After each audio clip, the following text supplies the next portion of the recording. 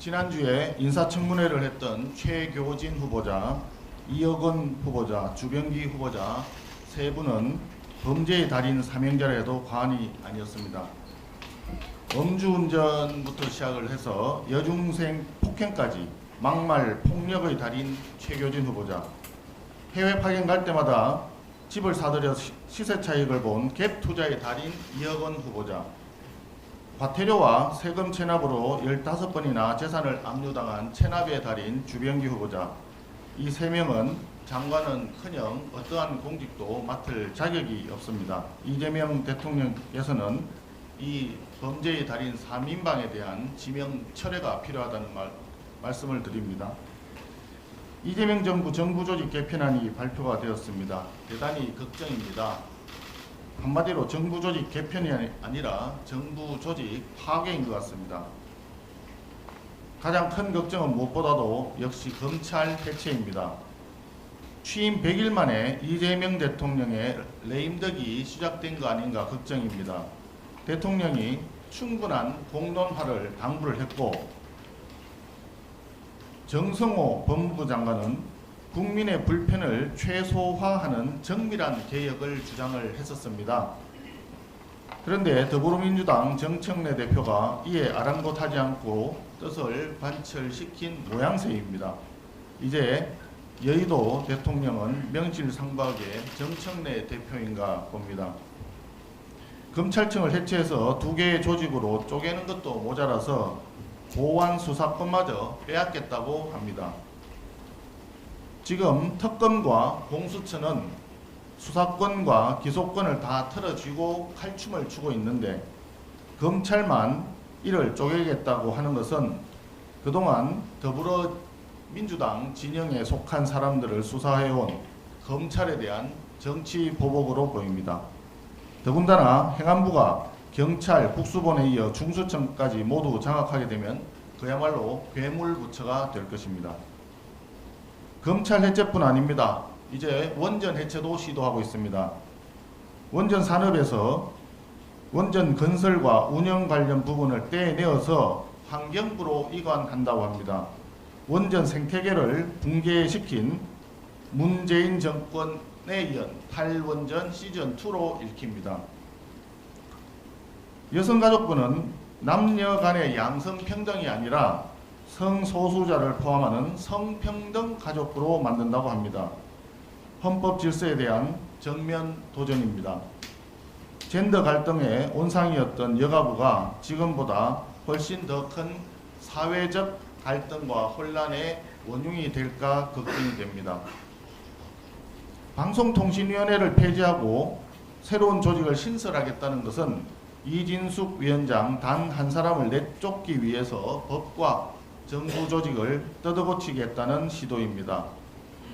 그동안 위인 설과는 수없이 봐왔지만 위인 폐과는 금시초문입니다. 기재부에서 예산 기능을 떼내어서 기획예산처를 만들어 총리실로 이관한다고 합니다. 결과적으로 대통령실이 예산권을 장악하겠다는 의도로 읽힙니다.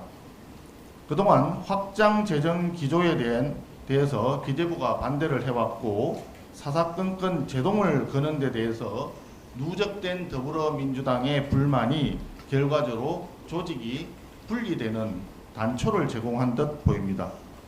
이렇게 여기저기 쪼개고 부수고 덧붙이는 정부 조직 개편안은 행정부와 헌정 질서에 대한 무절제한 생체 실험이라 할 것입니다.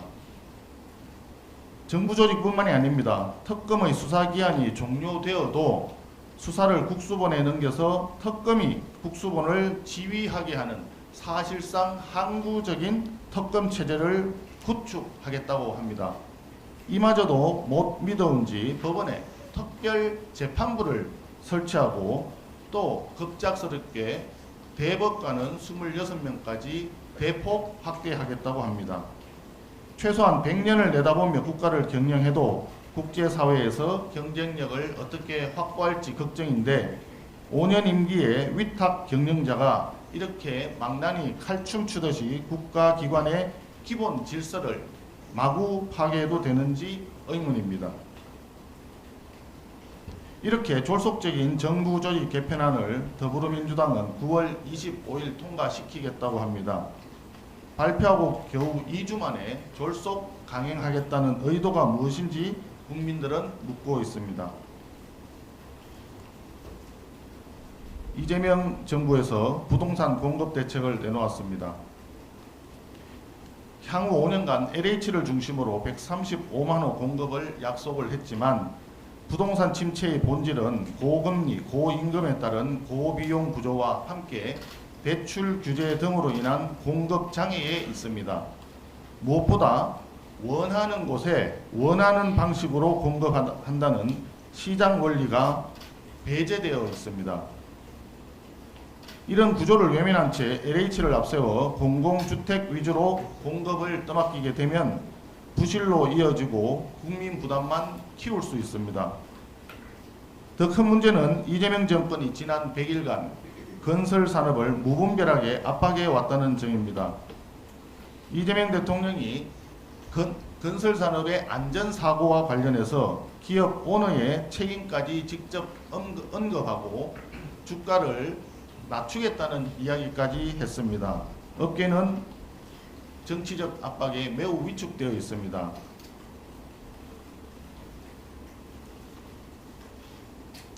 포스코 ENC에서 중단한 사업 중에는 아파트 4만 가구와 조합아파트 2만 5천 가구가 포함되어 있습니다.